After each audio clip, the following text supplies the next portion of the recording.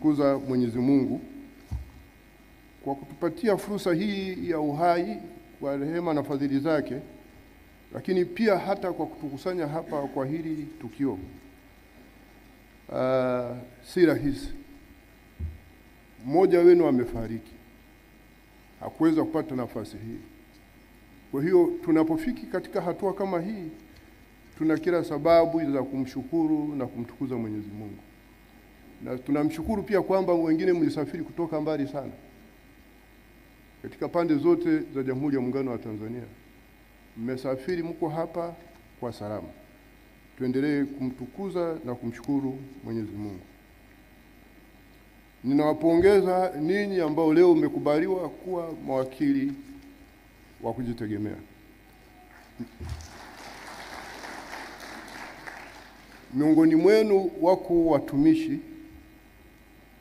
wa mahakama, majaji na mahakimu na makarani.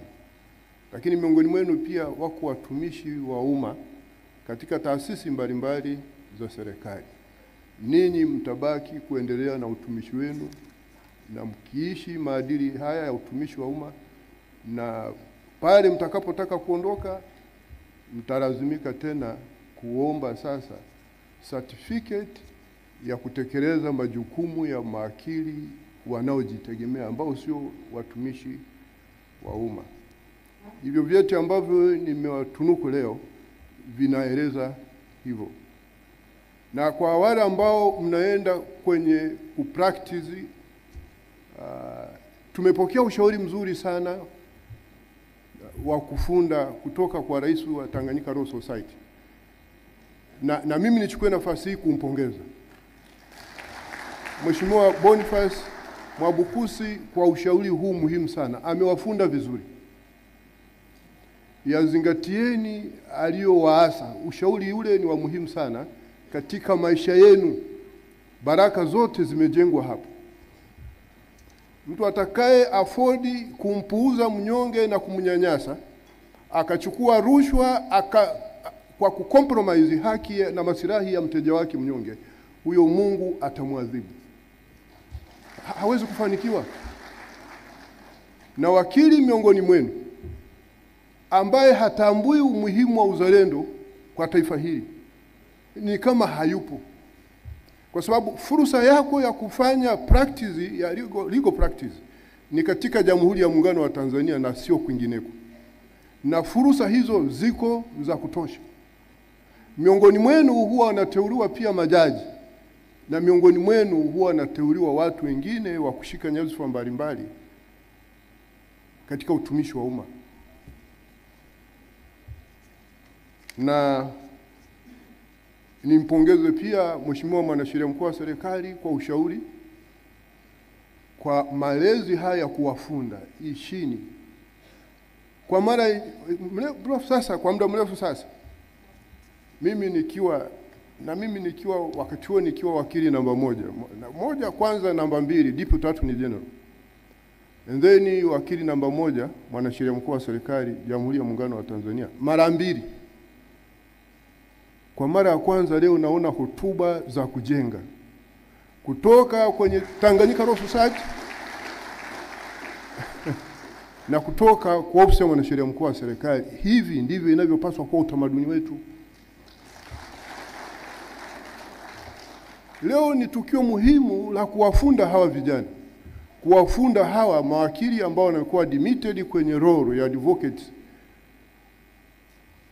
Hivi ndivyo inavyopaswa kuwa, na wanaoongea walipokuwa wanaongea hawa viongozi wana address zile changamoto zilizoko miongoni mwetu.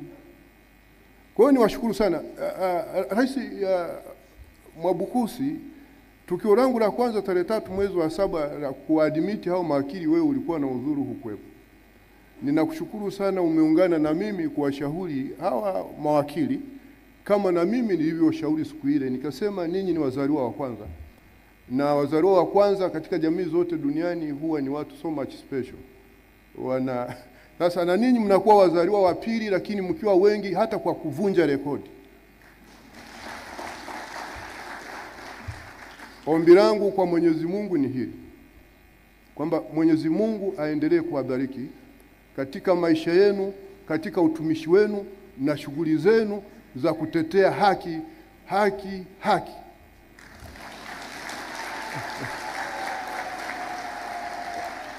Mkifanya hivyo mtafanikiwa sana. Na exactly alichosema Rais Mwabukusi ni kweli.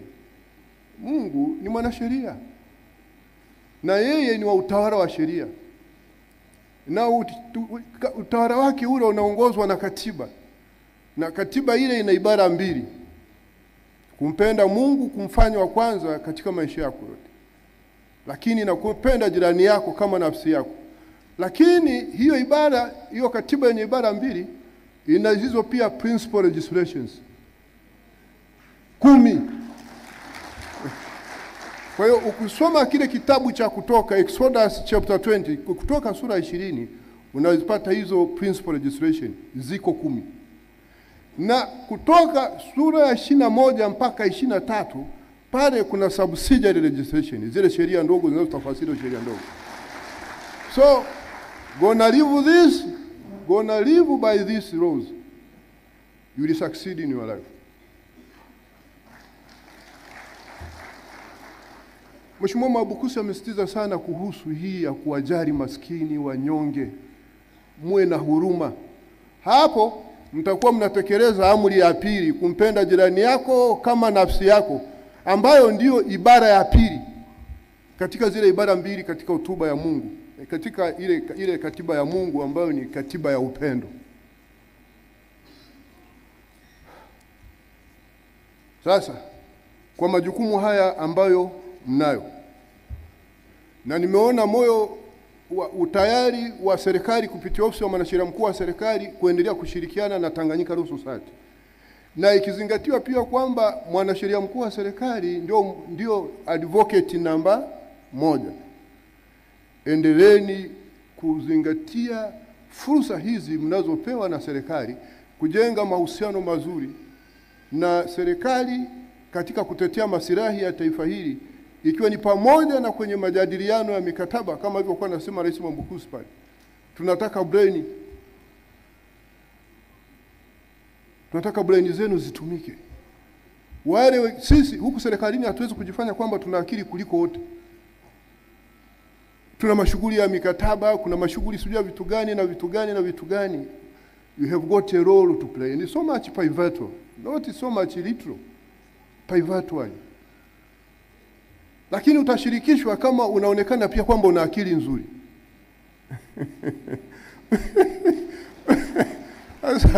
Lakini viongozi hawa wamewaasa vizuri kwa hotuba ya Mheshimiwa Mwabukusi na hotuba ya Mheshimiwa Maneno, naibu mwanasheria mkuu wa serikali. Nadhani mmeweza kutambua hivi kuwa na akili nzuri ni kuwa mtu wa aina gani. Sasa mimi nichukue nafasi hii kuwaasa kwamba kama mtataka na kuendelea kuwa watu wenye akili nzuri kama mawakili, moja, mtapaswa kuwa sensitive to justice. Muiwe kuona haki inatendeka na ninyi wenyewe mtende haki. La pili, mnapaswa kuwa waadilifu, persons of integrity. Uadilifu huko kwa maana 2. Moja, kuzingatia katiba na sheria za Jamhuri ya Muungano wa Tanzania, zikiwemo na zile sheria zinazogovern utumishi wenu wa wakili, yani sheria ya mawakili na kanuni za maadili zinazotungwa na hiyo sheria. Lakini kuzingatia maadili na mila za Jamhuri ya Muungano wa Tanzania.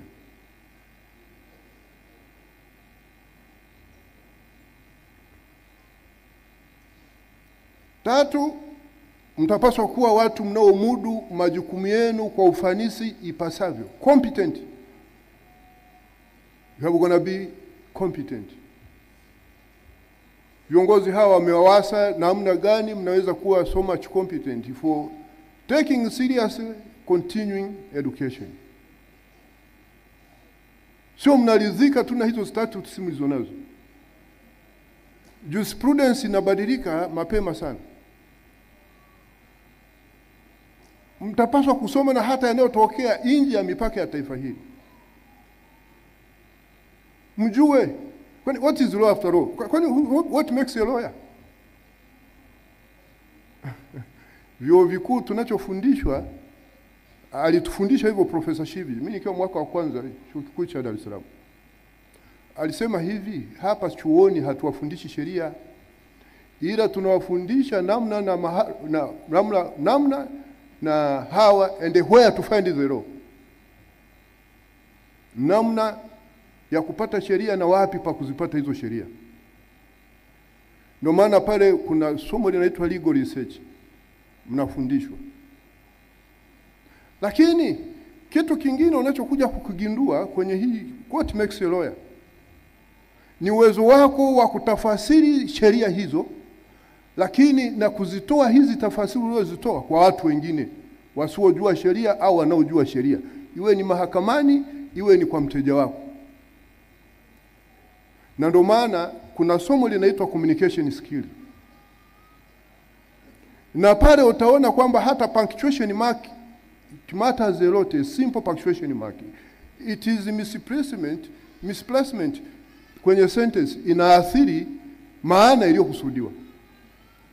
Kwa hiyo sio lazima usome international law ndio ujifunze mambo mengine yanayotokea duniani. Provided you have got a client who needs your service, will be able to provide that legal service competitively. Kana kwamba ni mtu aliyesoma hizo international law. So swala la competence ni muhimu sana. And on my side I have been so much keen on this one. Even when I was practicing as a judge of the High Court here, those who were entering appearance before me, they so much know about me. Now, kiongozi wa Law School of Tanzania, I think you're gonna be so much keen on this one.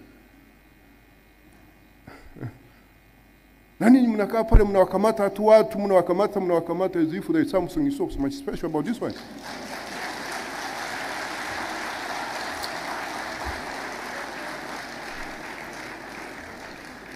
Nimeshawaambia what makes a lawyer. Ndivyo hivyo vitu viwili. Nothing else. Haya mambo mengine unakuja kuyajua unapoenda kwenye practice. And on a serious note, I would like to advise the Law School of Tanzania to have a practical oriented training programs rather than this so much theoretical. Kwenye theory ndipo nakamata watu wengi, lakini sio kwenye practical.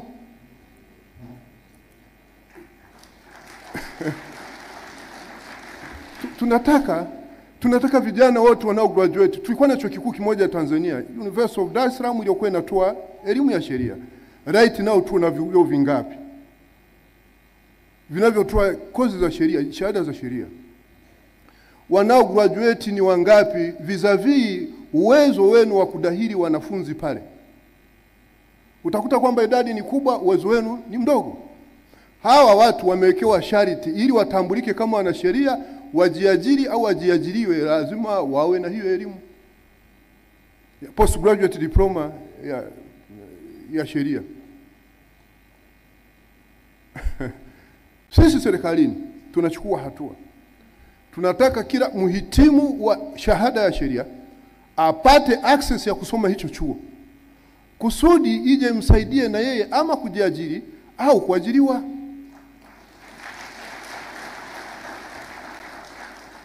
Nilipokuwa naibu mwanasheria mkuu wa serikali, niliweka kwenye mswada Written Laws Miscellaneous Amendment kwamba wanasheria wanaoenda kusoma ile diploma ya sheria pale Law School of Tanzania nao waweze kuaccess mkopo.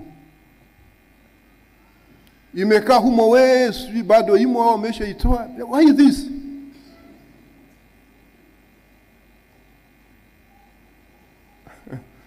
Hatuwezi kuafford kuwa na tabia ina hiyo. Hao watu watafanyaje? Wao wanaenda kusoma vyuo vikuu kwa mikopo.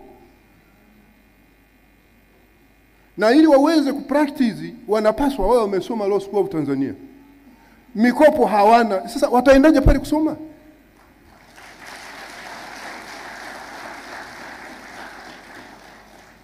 Kwa tumeshachukua hatua. Ndani ya Wizara ya Katiba na Sheria. This problem I think gonna be solved one of these days. Mheshimiwa Waziri angekuwepo hapa angelisema hili. It is either to scrap Law School of Tanzania altogether, ibaki kuwa permanent secretariat ya Council of Legal Education. Hii training iwe mainstreamed kwenye hivyo vyuo vya nyuu.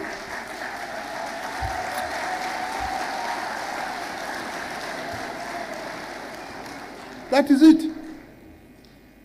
Otherwise, serikali lazima itoe mkopo kwa kila mwanafunzi ili aweze kuaccess ile kitu. Now, this is so much important kwa sababu after all, hata ukisoma ile dira ya maendeleo ya miaka 20, msingi mkuu unazungumza juu ya utawala, amani, haki. What is this here?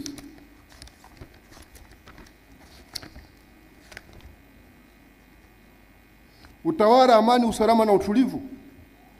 Ukiwa na maeneo manne ya vipaumbele.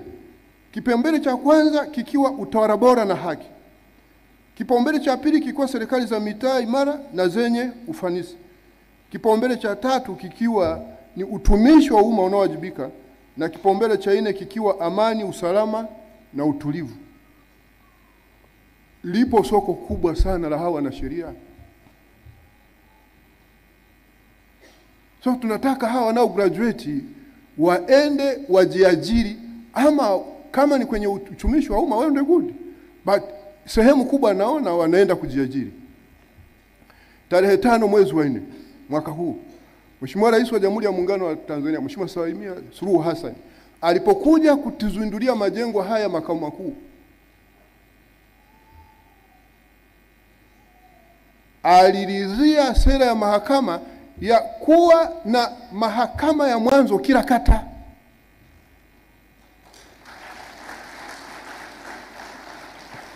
Wenzetu wa jeshi la polisi tayari wapo kwenye hizo kata. Maana yake tutajenga mahakama za mwanzo kila kata.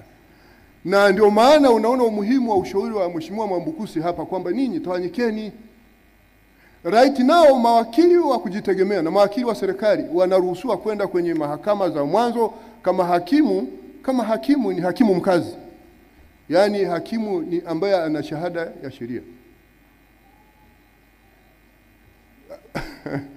And I can assure you, kwa hii ambapo nafasi ya kipaumbele cha kwanza katika msingi mkuu wa dira ni utawala bora na haki, na hivi vitu huwa vinaenda pamoja.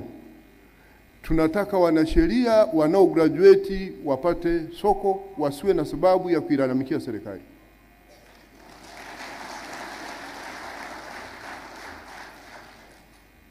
Na kuna sheria itatungwa ya dhamana, the Bail Act, ambayo inaweka utaratibu, very comprehensive procedure, na sababu za kutoa dhamana au kuzinyima. Mwaka huo unaokuja hautaisha, hiyo sheria itakuwa in place. Na ikitokea ni hivyo na umewekwa utaratibu, kwa makosa yale ambayo machache hayana dhamana, itatakiwa kesi iwe imeanza kusikilizwa ndani ya kipindi cha miezi 6. La sivyo watu watapata dhamana. Ikitokea hivyo, maana yake ni kwamba right now kama mnavyofahamu kwenye mahakama za mwanzo, makosa yote ambayo ni tribe mbele ya mahakama za mwanzo, yote ni yale ambayo ni bailable, yanadhaminika. Maana yake ni kwamba kama milango ya dhamana itafunguka, kuna uwezekano mkubwa sana mahakama ile ya mwanzo kuongezewa majukumu mengine ambako sasa ninyi mtakuwa mnaenda mna practice huko. So soko lipo. Hii habari ya kwenda kukaa tu Dar es Salaam hapa na Dodoma na miji mingine, kama Mheshimiwa Mwambukusi amewatajia maeneo yale ambayo fursa ziko nyingi. Siku ile mimi niliwatajia Ifakara, na wazazi wakanishangilia sana pale, wanajua.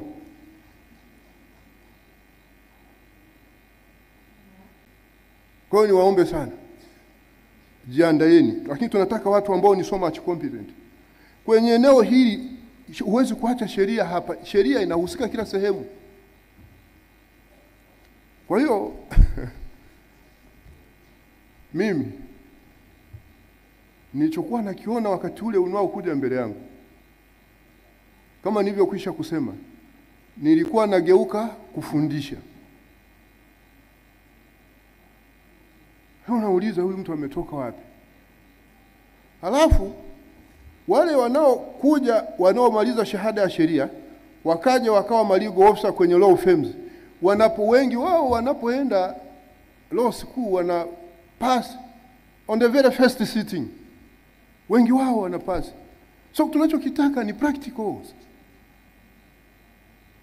Tuta mainstream hiyo, na Council of Legal Education ambao mimi jaji mkuu ndio mwenyekiti wake, ndio hata hiyo inayosimamia practical legal training, na ndio overall supervisor legal education katika vyuo vyetu.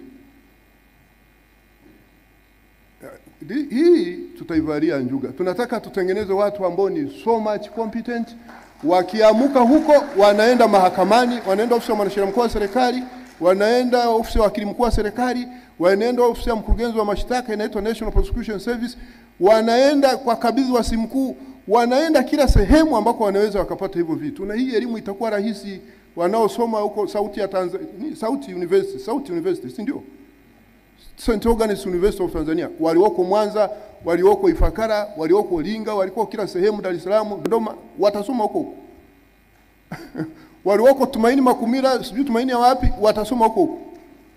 Walioko kule Mbeya, watasoma huko kwa Mzumbe ya Mbeya na Mzumbe ya Dar es Salaam na Mzumbe ya wapi? Ya Morogoro. Na muko Busia ya kule Moshi. So ile bindani. Tunataka kufanya hii kozi kama myth hivi na nini? See this.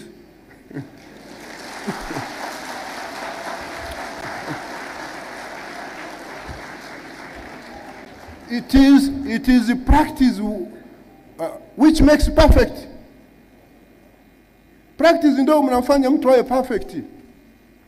Ngoja niwaambieni, shuleni mimi sikuwa kilaza shuleni. Sikuwa kilaza.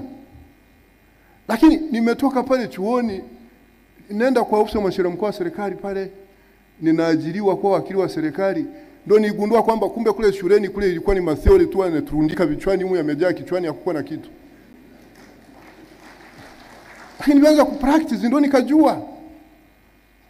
Sasa sisi tumekazania makaratasi ya wapi?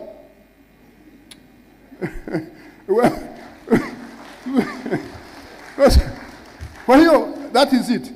Mimi nadhani hili nimelisema linaudhi. Sometimes sisi kama wazazi na viongozi tunapata malalamiko. Watoto wetu wanakamatwa. Tena sio kwa sababu za msingi, na hasa wa kike.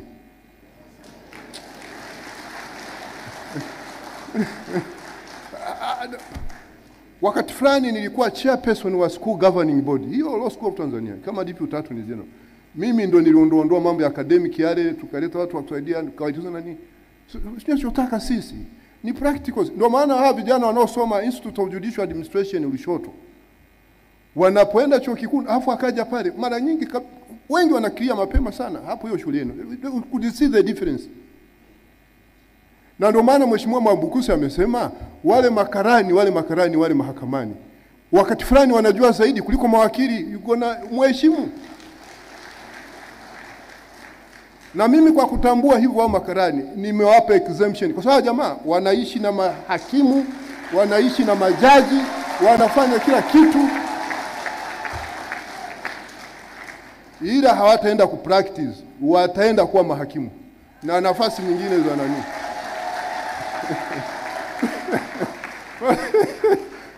Sisi kama tunajifunza kutoka kwao. Kwani law school haipaswi kufundisha substance ya law, inapaswa kufundisha procedure. This guy live by procedures. Hii sheria nani atakufundisha? Ndio professorship akatuambia bana, sisi tunachowafundisha hapa chuo kikuu sio sheria, substance ya law. Tunawafundisha how and where to find the law. The procedure so much penny. Kila sisi sheria zote duniani tutazishika uzijua, hata hapa za Tanzania tu. Hii akili nyingine fadhali.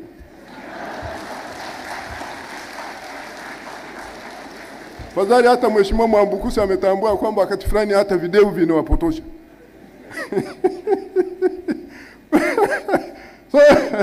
Hiyo ya competence nimeichukulia muda ya msingi sana, kwa sababu kama taifa wakati fulani tunaumia kwa sababu ya poor competence.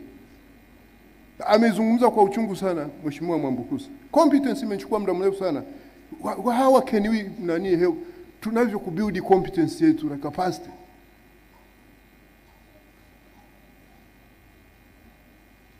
Alafu Mheshimiwa Mwambukusi, with a serious note, ni kushukuru tena kwa kuitetea heshima ya mahakama. Kuambia hawa vijana wajiandae, wanapokuja mahakamani wao wamejiandaa.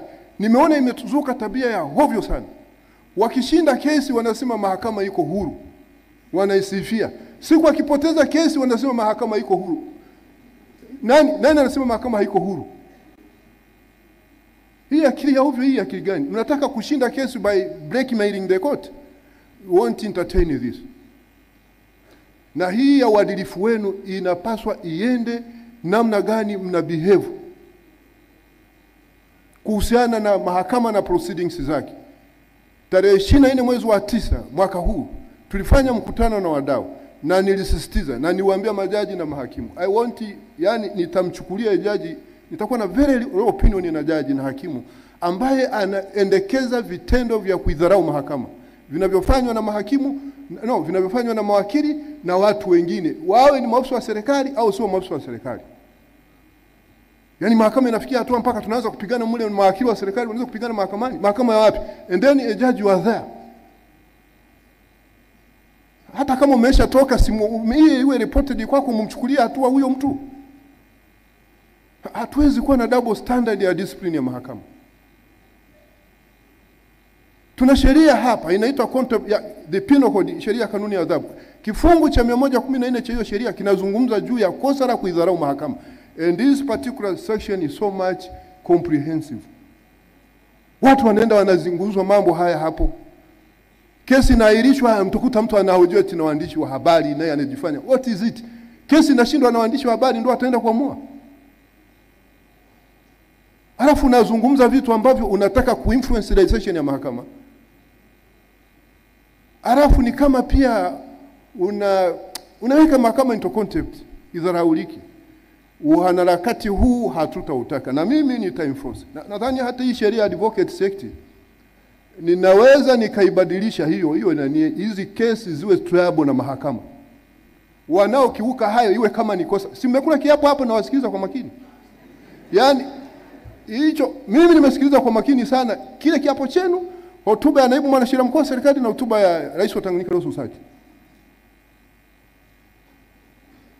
Muende mziishi hizo sheria. Muviishi hivyo viapo. Other things being equal, I think next time tunaenda kwa admit wengine mwezi wa 6. Tutakivari kile kiapo kuwe na accountability. Kiseme kwamba ninyi kiapo chenu cha uadili mko tayari kushtakiwa. That is how we gonna build a discipline kwenye hili taifa. Otherwise hatuwezi kuwa na kitu kama hiki. Kwa hiyo ninyi mtapaswa kuwa proactive. Watu wa kujiongeza, mnashughulikia haki za wateja wenu. Mtapaswa kuwa creative, wabunifu. Mnashughulikia haki za wateja wenu ikiwa pamoja kufanya nini. Lakini mtapaswa kuwa national patriotic. Uzalendo. Ameusisitiza sana Mheshimiwa Mwambukusi kwa namna alivyoweza kuieleza. Mimi niwakumbushe. Hili ni sharti la lazima. Na ni la kikatiba. Na limewekwa kwenye ibara 28 ibara ndogo ya kwanza ya katiba, ambayo inasema hivi: kila raia ana wajibu wa kulinda, kuhifadhi na kudumisha uhuru, mamlaka ndio sovereignty, mamlaka, ardhi na umoja wa taifa hili. That's where we get in national patriotism. We're going to be patriotic. Hii kazi ya kuwa na sheria, it's not a license ninyi kutokuwa patriotic. Ninyi hampaswi kuwa chemichemi ya vurugu katika taifa hili, uvunjifu wa amani. Alafu kwanza kitu cha ajabu sana, ninyi fani yenu hii, taaluma yenu hii inashamiri na kunawiri pale ambapo kuna utawala wa sheria. Yani hiyo ndo amewaambia hapa, that is your butter and the bread. Amani kikosekana katika taifa, where you go practice whatever this profession of yours, ni wapi utakapoenda kutekeleza hayo masharti ya nani? There's no rule of law. Utaenda mahakama ya wapi? Mteja gani atakufuata uende kumwakilisha? Kwa hiyo kwa hiki, which is a serious note, I would like to advise you, be so much keen to defend the interests of this nation, national interests, to defend the public interest, to defend the interest of justice. Hivyo vitu vitatu. Na sheria zote na katiba zinahusu haya mambo matatu tu. Zinahusu maslahi ya taifa, maslahi ya umma, na maslahi ya haki. And that is it. Nothing else. Hawa vijana wanatoka chuo kikuu hawakupikwa vizuri, wanaenda law school, wanashinda pale Sinza. Alafu na matumizi sijui ya artificial intelligence, akili zinaharibika, wanadhani hawawajibiki kwa mtu yoyote. Hii utawala wa sheria uliowekwa kwenye ibara 26 ya Katiba ya Jamhuri ya Muungano wa Tanzania hauko pale kama urembo, kama vikuku na vipini kwenye pua. Ule iko pale ina purpose. Bila utawala wa sheria hakuna ustawi wa taifa, ustawi wa wananchi unaozungumzwa kwenye ibara ya 8 ya Katiba ya Jamhuri ya Muungano wa Tanzania. Kwa hiyo ibara utawala wa sheria umetajwa kwenye ibara 26. Na anayekiuka anachukuliwa hatua, na sio lazima achukuliwe hatua na vyombo vya dola. Wewe mtu yeyote anaweza kumchukulia hatua. Ibara 26 ibara ndogo ya kwanza nasema kila mtu ana wajibu wa kufuata wa kuitii katiba hii na sheria za Jamhuri ya Muungano. Kila mtu, hata mimi na hata waheshimiwa majaji wenzangu na ninyi mawakili. Sababu article 2, kila mtu ana haki kwa kufuata utaratibu uliowekwa na sheria kuchukua hatua za kisheria kuhakikisha hifadhi ya katiba na sheria za nchi. Na wakili Mwambukusi amewasitiza hata hiki, na ndicho mnachofanya. Sio lazima wewe wakili tu, hata mtu mwingine. Yeye ambaye soma na sheria ataenda kwenu, wana sheria mtamtetea. Kulinda. Kila mtu ana haki kwa kufuata utaratibu uliowekwa na sheria. Utaratibu uliowekwa na sheria sio kujichukulia sheria mkononi.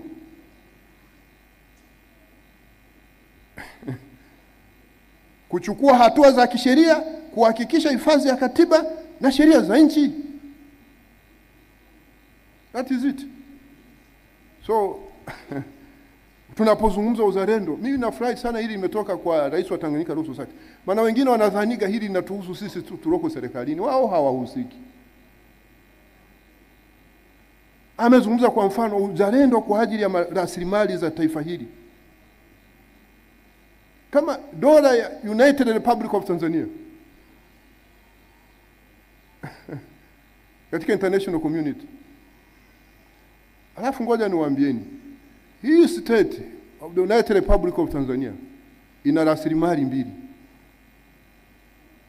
Rasilimali ya kwanza ni watu. Kwa sababu katika international law hiyo state lazima iwe na eneo la mipaka linalojulikana, ambao ni ardhi anyway. Kwamba ardhi hii kwa vipimo vyake ndio itaitwa United Republic of Tanzania. Lakini lazima iwe na functions za kiutawala, iwe na taasisi za kiutawala, taasisi kuu za kiutawala. Una hiyo serikali iliyogawanyika katika hizo mihimili mitatu: executive, legislature na judiciary. Ndio unatuona tuko hapa na katibu wa bunge yuko hapa. Mbali na kuwekwa hizo taasisi kuu za utawala katika dola,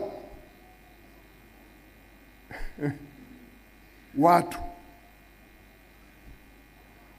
Taifa lazima liwe na watu. Amani ikivurugika katika taifa hili, watu wakaanza kuuana, hili itakuwa ni taifa tena? Alafu na nini wanasheria mnachochea? Mimi yani hivi mnasomaga wapi? Mimi nimesoma international law na international investment law. Nadhani mnaona hata akili yangu ilivyo nzuri.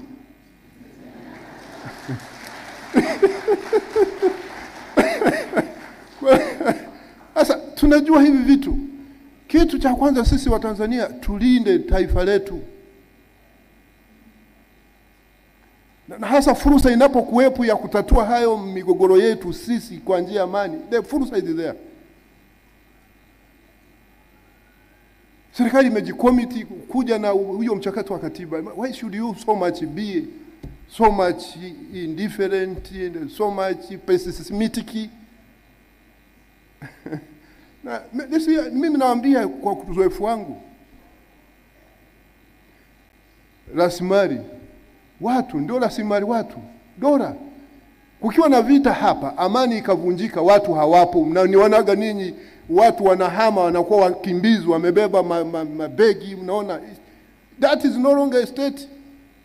Kuna taifa moja jirani hapa mnalifahamu hata linaingiliwa tu na sehemu ya nchi yake ile nyingine. That is it. Shida za nani? So mimi niliamini kwamba wanasheria watakuwa watu wa kwanza kuwa sensitive kujua hiki na kushauri watu how to behave. Na namshukuru sana Rais wa Tanganyika Law Society kwa hicho alichokifanya leo. Kwa sababu ninyi mnajua sheria, mnajua utawala sheria, ni tofauti na watu wengine mitaani. Vyuo vikuu sisi tulikosoma, na hasa chuo kikuu cha Dar es Salaam wakati ule wa migomo. Migomo ile ilikuwa inaongozwa na watu wawili. Wanasheria wanapanga mikakati ile, wanajua pa upenyo pako wapi, na watu wengine wa execute wahandisi. Sasa ninyi wanasheria, tumaini langu ni kwamba mimi naongea na ninyi kama mlezi wenu. Naongea na ninyi kama mlezi wenu, lakini kama kiongozi ambaye ina maslahi ya ustawi wa taifa hili. Nimeshawaambia ninyi ni wapi mtakapoenda kupractice hiyo taaluma yenu kama hakuna utawala wa sheria. It's not there. Kama wazazi wenu hawafundi huko, mimi nimewafunda leo.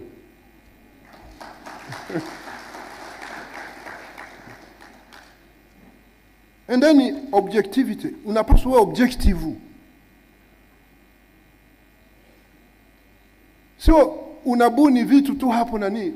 Kama kitu kesi ya kwako umeulizwa na jaji, umeulizwa na hakimu, ama hoja imeletwa na wakili wa upande mwingine, unaona kabisa kuna anachokisema ni kweli, just admit it. Kuwa objective tu. Mwanasheria hapaswi kuwa subjective, anapaswa kuwa objective. Kwa leo, lakini kuna moja la mwisho, accountability. Na haya yote niliyokuwa nazungumza yote yana zero inu kwenye issue accountability. Ujitambue kwamba wewe ni accountable kwa nani? Accountable kwa mteja wako, accountable kwa Jamhuri ya Muungano wa Tanzania, and nothing else. Na hizi accountability zilizowekwa tena imewekwa kwenye katiba.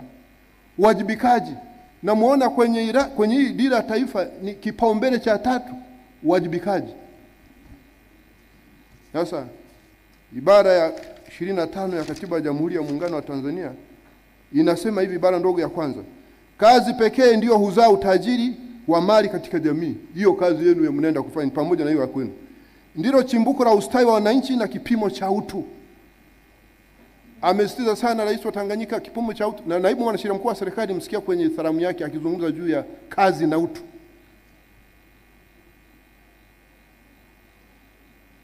Na kila mtu anawajibu wa A, kushiriki kwa kujituma na kwa uaminifu katika kazi halali na uzalishaji mali, na B, kutimiza nidhamu ya kazi na kujitahidi kufikia malengo ya uzalishaji mali ya binafsi na yale malengo ya pamoja yanayotakiwa au yaliyowekwa na sheria.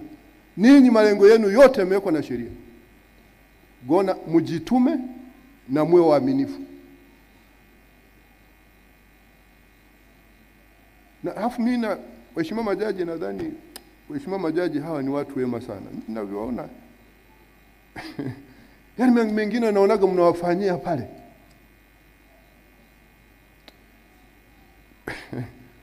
Basi lakini kwa ushauri huu wa Mheshimiwa Mwabukusi nadhani mtaishi haya mambo. Sasa hizi ni sifa za msingi 8 ambazo zitawezesha muendelee kuwa na akili nzuri. Na mimi naona karibu ninyi wote mna akili nzuri. Msingekuwa na akili nzuri nisingewaadmit kabisa. Ninyi mna akili nzuri, muendelee kuwa na akili nzuri, kwa kuwa na hizi sifa ambazo nimewashirikisha, lakini na kila ambacho pia mmeshirikishwa na naibu mwanasheria mkuu wa serikali na rais wa Tanganyika Law Society. Sasa pamoja na hayo, katiba hii inahimiza pia usuluhishi. Ibara 107 capital A, ibara ndogo ya pili D. Sasa kwa ninawashauri, na hata kanuni ya 20 ya kanuni za maadili zenu inayoitwa The Advocate Professional Conduct and Etiquette Regulations za mwaka 2018 amezirejea vizuri Mheshimiwa Mwabukusi. Inaelekeza kwamba muwashauri na kuhimiza wateja wenu kuafikiana au kusuluhisha migogoro kila inapowezekana kwa misingi ifaayo. Sasa baadhi ya mawakili, sio ninyi, maana leo ninyi ndio mnaapishwa, wao madi kumeona hela, yeye ndio wa kwanza, hai kesi atapoteza huyu mtu, anataka kupata hela. Hela ya dhuluma hiyo haitakusaidia. Kesi nyingi zingeendelea kuisha zikamalizika. Lakini baadhi ya mawakili wetu wanawazuia wateja kuanzisha au kuendeleza kesi zisizokuwa na manufaa au misingi. Hiyo acheni ninyi, msiwe na tabia hiyo. Na sisi huku mahakamani tutakuwa wakali sana. Na tumechukua hatua, hatutaki mahakamani kuletwa kesi kuegesha. Na katika kutekeleza dira ya mahakama, haki sawa kwa wote mapema ipasavyo, timely justice for all, tunachukua hatua na mikakati ya kufanya mashauri yaamuliwe mapema ipasavyo ili haki ipatikane mapema ipasavyo. Na hiyo itaondoa pia, pamoja na mengineyo, inadhibiti hizi changamoto mbili nilizozitaja hapa. Na mahakama inakuwa sehemu ya kwenda kuegesha kesi, hiyo hatutakubali. Na katika kikao tulichofanya tarehe 8 mwezi wa 10 mwaka huu, na wadau wote Tanganyika Law Society wakiwepo, na muona hapa CEO wa Tanganyika Law Society, wakili Mwabukusi aliwakilishwa na chapter convener wa hapa,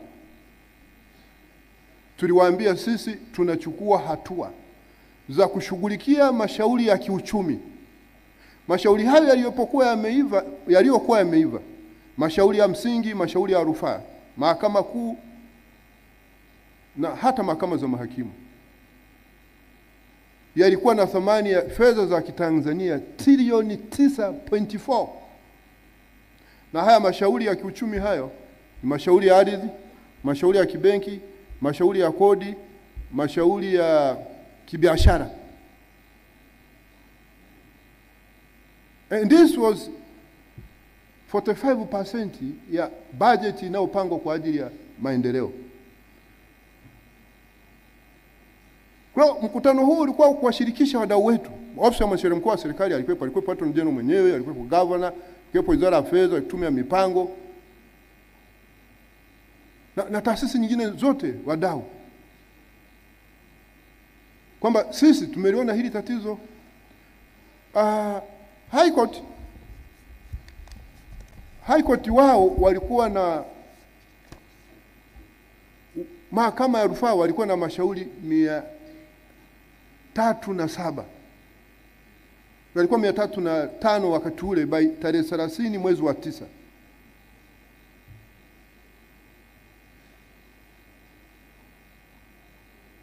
High Court yalikuwa nadhani 1220.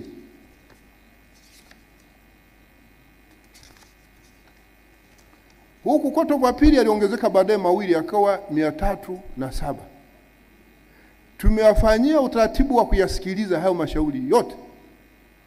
Right now tuko katika mashauri yote yapatayo 1527. 72% yamesha kamilika kusikilizwa.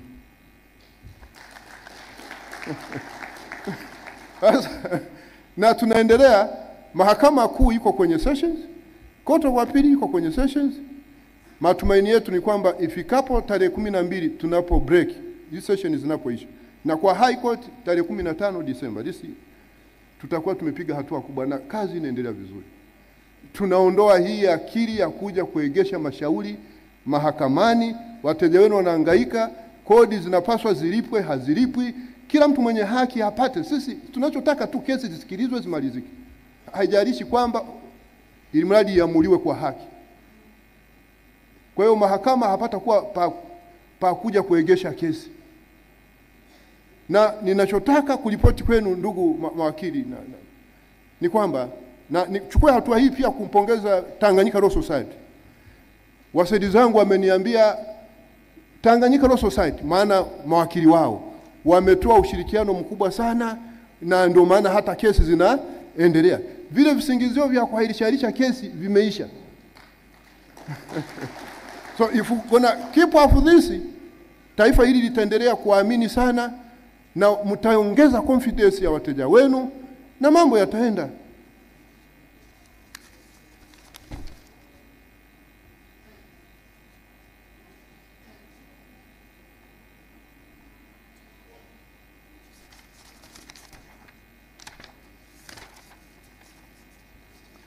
Sasa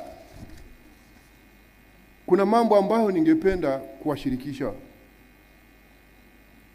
Tangu mwezi wa 7 katika kutekeleza majukumu yetu ya mahakama, na hasa haki inayopatikana kwa wote mapema ipasavyo, tumechukua hatua mbalimbali. Moja, kwa ajili ya kuimarisha ufanisi, kuimarisha haki inayopatikana, upatikanaji wa haki mapema ipasavyo, kudhibiti mianya ya rushwa na kudhibiti urasimu. Kwa hiyo tumetunga kanuni kadhaa ambazo ninyi ambao sasa mnakuwa admitted kwenye role ya advocates pengine hamkujua. Tunalazimika tuwasomee hapa ili ziwasaidie mnapoenda kufanya kazi huko. Moja, tulitunga jaji mkuu amepewa mamlaka ya kutunga hizi kanuni. Lakini ni mahakama, huwa hafanyi yeye peke yake. Anawashirikisha majaji wenzake na wataalamu wengine, na kuna kamati. Kwa hiyo tulitunga kanuni za idadi ya watu wanaopaswa, majaji wanaopaswa kusikiliza kesi za makosa ya uhujumu uchumi. Inaitwa an instrument for determination of judges to serve in the corruption and economic division of the High Court. Na hii ilikuwa government notes number 9330 ya mwaka 2025 iliyochapishwa tarehe 18 mwezi wa 7 mwaka 2025. Hii utaratibu uliokuwepo ni kwamba ile mahakama inakuwa na jaji mmoja, mahakama division ya economic corruption and economic division, au idadi ya majaji wengine kama ambavyo jaji mkuu atakavyoamua. Tunataka kupeleka huduma zetu kwa wananchi na kuharakisha haki. Kwa hiyo kwa kanuni hizi tulisema kila jaji wa High Court awe na mamlaka ya kusikiliza mashauri haya ya uhujumu uchumi popote yalipo. Yaliopo Sumbawanga, yalioko Mtwara, yalioko Msoma, na yalioko popote pale, ili kuharakisha hizi haki patikane kwa watu. Na hii inasababisha watu wapate haki zao tu mapema. Lakini anabaki jaji mfawizi wa hiyo division, anabaki kuwepo na mamlaka yake ya kiutawala. Lakini tumetunga kanuni zinazoitwa the Judicature and Application of Rules, Defense Entitlement to Prosecution Evidence Rules za mwaka 2025. Hii ni government notice number 597 ya mwaka 2025. Kanuni hizi zinaiwezesha mahakama na washtakiwa katika mahakama za hakimu kazi na mahakama ya wilaya nao wawe na ushahidi wa upande wa kesi za mashtaka. Maana ilivyokuwa ni wao walikuwa hawana, hakimu hana, mshtakiwa hana. Kwa utaratibu huu wa sasa, kabla ya kesi kuanza kusikilizwa, wanapaswa wawe wamepewa. Na hapa ambacho tumekifanya hiki imeleta, na hii pia imechangia kuleta uwazi, lakini imedhibiti ubambikizaji wa kesi, imeleta ubora katika kupeleleza, kuamua kesi ya kwenda mahakamani, ubora katika mashtaka, na kudhibiti pia vitendo vya rushwa. Kwa hiyo, lakini lengo letu ilikuwa ni kukizi masharti ya katiba, ibara ya 13 ibara ndogo ya kwanza inayohusu usawa mbele ya sheria. Ibara hii inasema hivi: watu wote ni sawa mbele ya sheria na wanao haki bila ubaguzi wowote kulindwa na kupata haki sawa mbele ya sheria. Upractice ilivyo mahakama kuu ni kwamba jaji au mahakama inakuwa na ushahidi wote upande wa mashtaka. Mshtakiwa na wakili wake wanakuwa na ushahidi wote upande wa mashtaka. Kwa hiyo huku haki inatendeka kwa urahisi na kwa ufanisi zaidi na kwa ubora zaidi kuliko hivi ambavyo ilikuwa inakuwa. Na matokeo ya hii ni kwamba faida zake, manufaa yake ni kwamba imeleta wazi katika uendeshaji wa mashauri, na kama nilivyokwisha kusema, imeimarisha hata ubora wa upelelezi, ubora wa maamuzi ya kwenda kesi za kupeleka mahakamani, ubora wa uendeshaji wa mashauri, lakini pia inadhibiti mianya ya rushwa na ubambikizaji wa makesi. Na matokeo yake ni kwamba mashauri yamepungua sana kwenye mahakama za wilaya na mahakama za hakimu mkazi.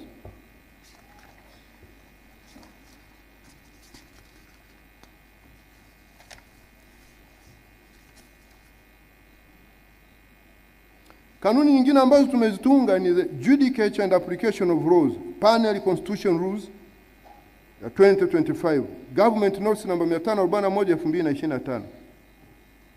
Hizi ni kanuni ambazo zinamwezesha jaji mkuu katika mashauri ambayo yana complex legal and factual issues, akiona inafaa anateua panel. Kesi ambayo ingesikilizwa na jaji mmoja anasema isikilizwe na majaji watatu, ili kuimarisha tu ubora wa maamuzi.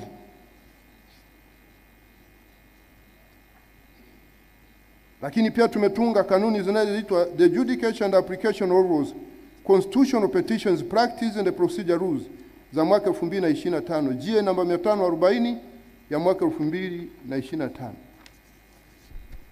Kuna mashauri ya kikatiba yanayoangukia ibara ya 12 hadi ya 29.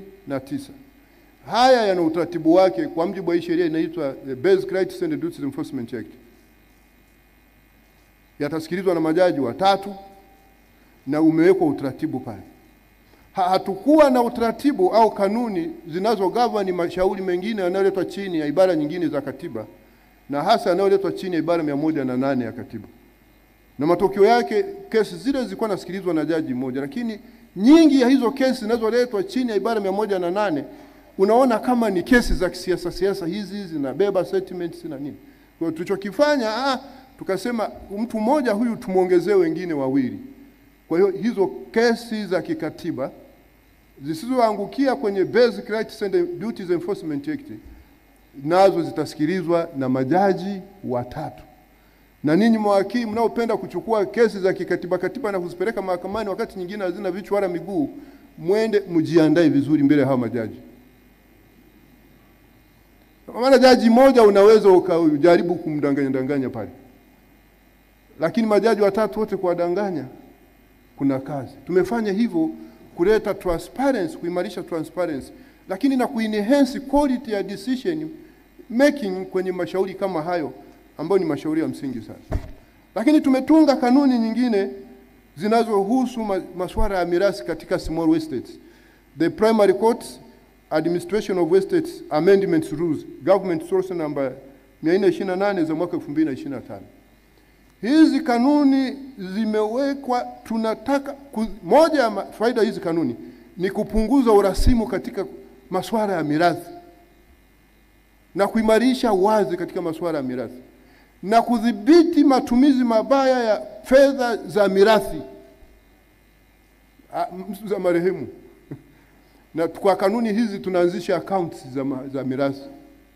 Kwa zile fedha zinawekwa kwenye account, baada ya kuziweka kwenye account ya mahakama, wanafungua, wasimamizi wa mirathi wanafungua account kwenye mabenki, zinaitwa mirathi accounts. Na hii inawezesha hawa jamaa wanaojiita wasimamizi wa mirathi wasiabuse mali za wale marehemu. Maana nao walifanya mtaji, na ukitaka kuchukua fedha humo mpaka kwa kibali cha mahakama.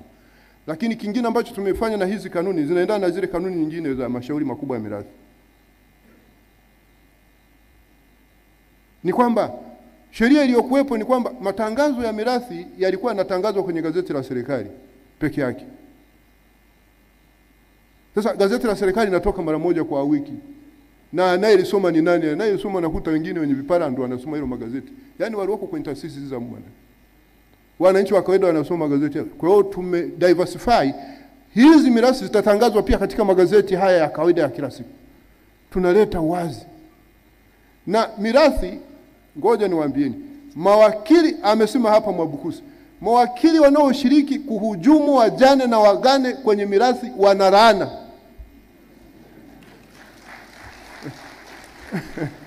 Kama kuna watu wanalindwa sana na Mungu ni hawa wajane, yatima, maskini na watu gani?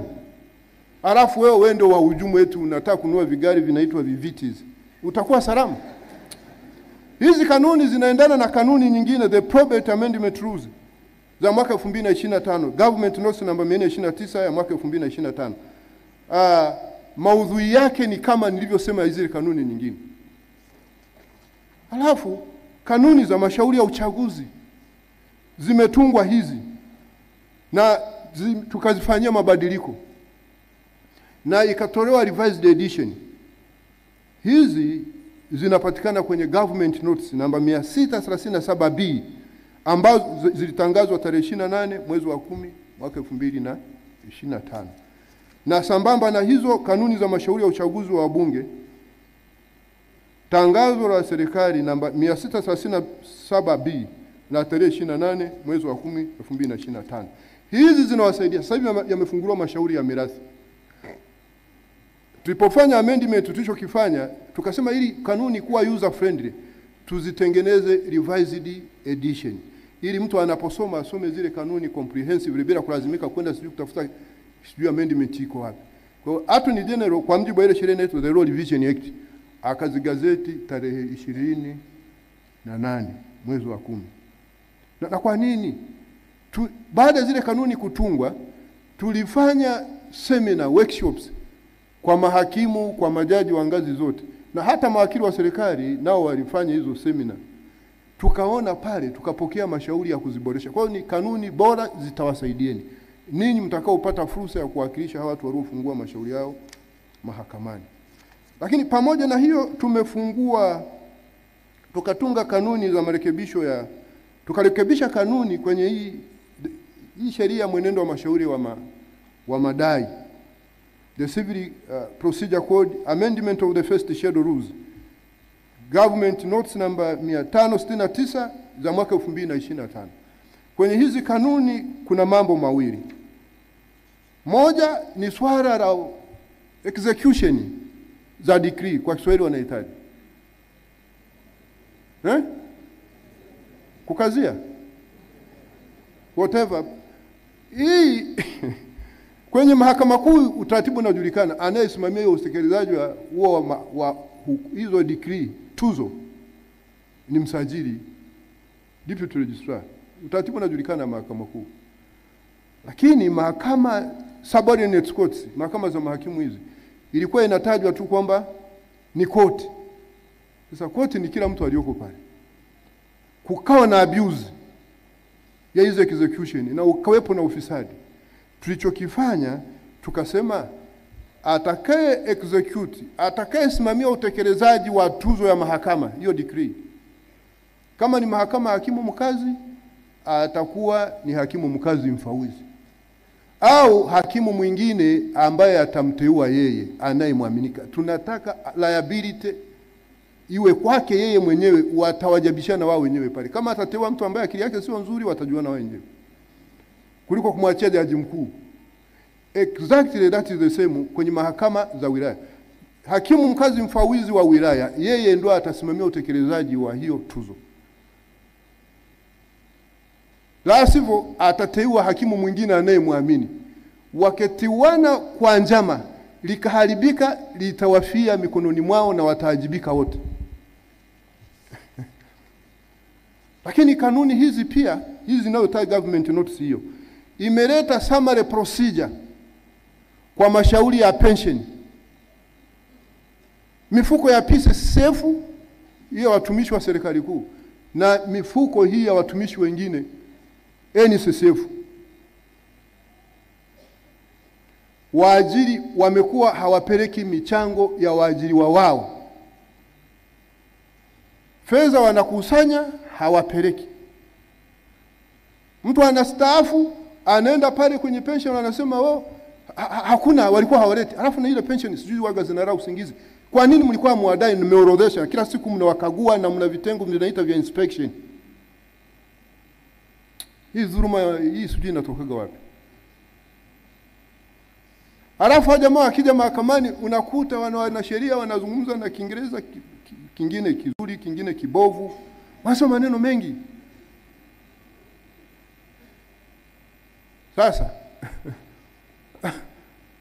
tulichokifanya kubadilisha kwenye hizi kanuni, mashauri haya ushahidi upo, ni kwamba yatashughulikiwa chini ya utaratibu wa summary procedure, utaratibu wa mfupi, sio nani sijui na vitu gani. Na ukitaka usikilizwe itapaswa udeposit how much, na unapaswa udeposit fedha yenye thamani isiyopungua 50% ya deni unalodaiwa. Sasa hizi kanuni zilianza kutumika zilitangazwa ni government notice ya namba 569/2025. Nadhani zimeanza kutumika mwezi wa 9. Hii tarehe hapa nimesahau kuweka. But ninyi you can google this one kwenye website za Attorney General, za Solicitor General, kwa CPD, kwa nadhani government printer pia mnaweza kuziaccess hizi sheria. Zitawasaidia. Tunataka hawa watu wanaofanya kazi michango yao iende. Wakati fulani nilisema nadhani ni kosa la uhujumu uchumi. Wao fedha umekusanya halafu uzipeleki, umezipeleka wapi? Unazitakatisha au unazifanyaje? I think the Director of Public Prosecution is gonna be keen on this one. Hivi katika hali ya kawaida wengine tunakuwa mpaka tunafanya kazi tunaota na vipara afu tunastaafu, alafu unaenda pale upate mafao yako anakuambia mzee hayapo, si unadondoka hapo. Mnawadanikizaje hao watu? Na huku kazini tulishapata na BP na vipara tumeota na makunyanzi, sura zimekuwa tena sio nzuri.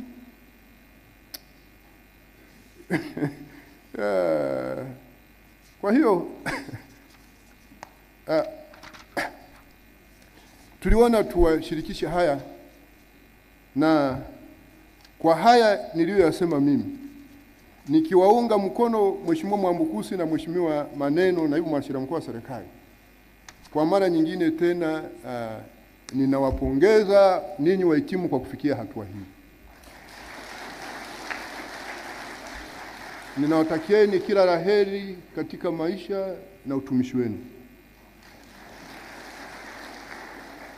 Tulivyolelewa sisi, tulifundishwa kuwaheshimu watu wazima na wanapotushauri. Na nilipokuwa nasoma kulikuwa na methali nadhani kwamba asiyesikia la mkuu huvunjika na asiyefunzwa na baba yake hufunzwa. Sisi kama viongozi wenu, wazazi na walezi wenu, tumechukua hatua hii kutekeleza jukumu letu kama viongozi, lakini kama wazazi wenu, kama walezi, kama ndugu zenu, jamaa zenu, lakini kama Watanzania wenzenu. Hayo tuliyozungumza na mpaka mimi nikatoa jasho sio madogo.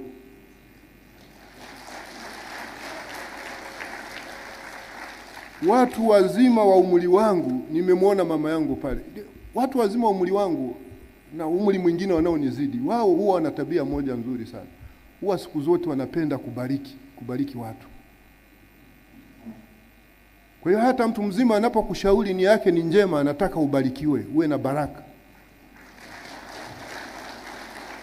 Ukizipuuza huo ushauri, na hasa kama ni washauri wa maana wa kisheria na halali, utakuwa wewe mwenyewe unajitafutia tatizo na hautakuwa na wakumlaumu.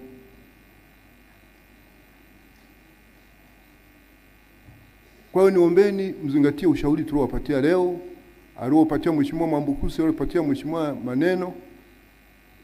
Rais wa Tanganyika Law Society na Deputy Attorney General respectively, na ushauri ambao nimewashaurini ninyi. Niwashukuru ndugu wageni wetu mliotenga muda kuja kujumuika na sisi.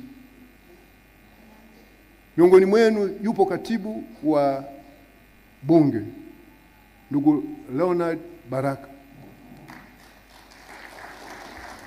Tunao waheshimiwa majaji nimeshawataja. Mheshimiwa Jaji Kibera, Mheshimiwa Jaji Mwaimu. Tunawashukuruni sana, Mwenyezi Mungu aendelee kuwabariki. Ninyi wazazi,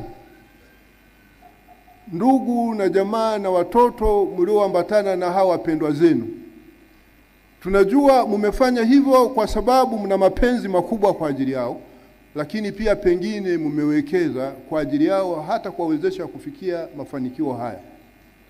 Nanyi Mwenyezi Mungu aendelee kuwabariki sana. Na tunawashukuru sana kwa pia kuona umuhimu wa kuja kujumuika nao na kuifanya sherehe hii iweze kuwa ya muhimu na kufana kiasi hiki.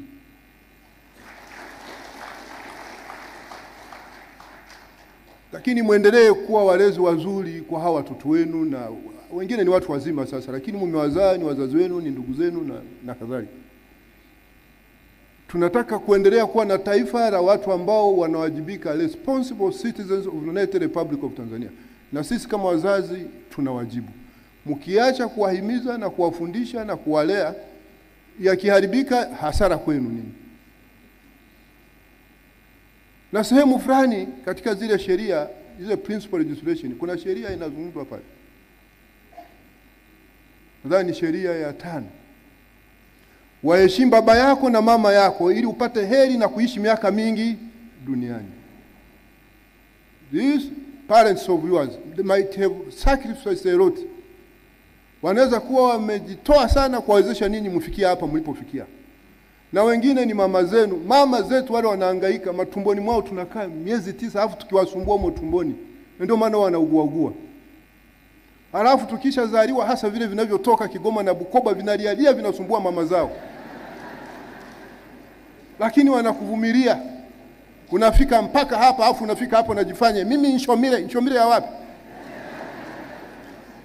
Itapaswa muendelee kuwaheshimu na kuwajali na kuwathamini. Mila zetu za Kiafrika extended families hizi ni za maana sana. Extended families. Mimi kila wakati siku nizungumza tarehe 3 mwezi wa 7 niwaambia umuhimu wa extended families. Ndio unawafanya wote wengine wanakuja leo hapa. Wengine wala hata mkusomeshwa na wazazi wenu, mmesomeshwa na kaka zenu, dada zenu. Gonna respect this and take it seriously. Kwamba ni watu muhimu katika jamii, majirani zenu na Watanzania wote. Baada ya kusema hayo, Mheshimiwa majaji, kwa mara nyingine tena niwashukuru sana kwa kutenga muda wenu kuja kuniunga mkono kwenye jukumu hili kubwa sana la kitaifa. Najua majaji wengi wa Court of Appeal mko kwenye session mnaendelea. Na majaji wengine wote wa High Court wako kwenye session mnaendelea. Lakini mmelazimika kuja kuungana na sisi. Sisi tunashukuruni sana. Mheshimiwa Hamidi Jaji Mwalija, tunakushukuru sana. Najua ulikuwa kwenye session kula Arusha na unaendelea, lakini umetenga muda wako kuja kujumuika na sisi. Lakini umuhimu naona wa ninyi kuwa na sisi kwa sababu ninyi kama viongozi ndio mnawasimamia hawa jamaa. Hawa jamaa, nadhani ushauri wangu kwenu ni kwamba nadhani tuwe wakali zaidi kwa jamaa ili akili za jamaa ziwe nzuri. Maana hata sisi akili zetu kuwa nzuri hivi tulichapwa viboko hivi. Kwa hiyo lakini majaji ni watu wenye hekima sana. Mwenyezi Mungu aendelee kuwabariki sana heshima majaji. Aendelee kuwabariki katika maisha yenu, katika utumishi wenu na shughuli zenu. Watumishi wote wa mahakama, wana sheria kwa maana judicial officers, na watumishi wote wa mahakama wasio judicial officers. Mwenyezi Mungu aendelee kuwabariki sana. Mwenyezi Mungu aendelee kuwabariki sana watumishi wote wa ofisi ya mwanasheria mkuu wa serikali, watumishi wa ofisi ya taifa ya mashtaka, watumishi wa ofisi ya wakili mkuu wa serikali, watumishi wote wa Tanganyika Law Society, na watumishi wote wa Law School of Tanzania, na kila mwananchi wa Jamhuri ya Muungano wa Tanzania. Asanteni sana kwa kunisikiliza.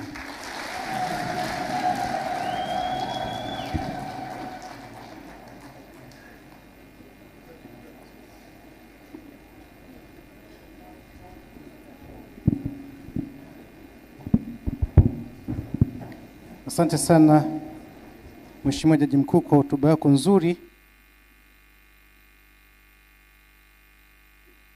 ambayo ninaona watu wote tuliosikia tumeiandika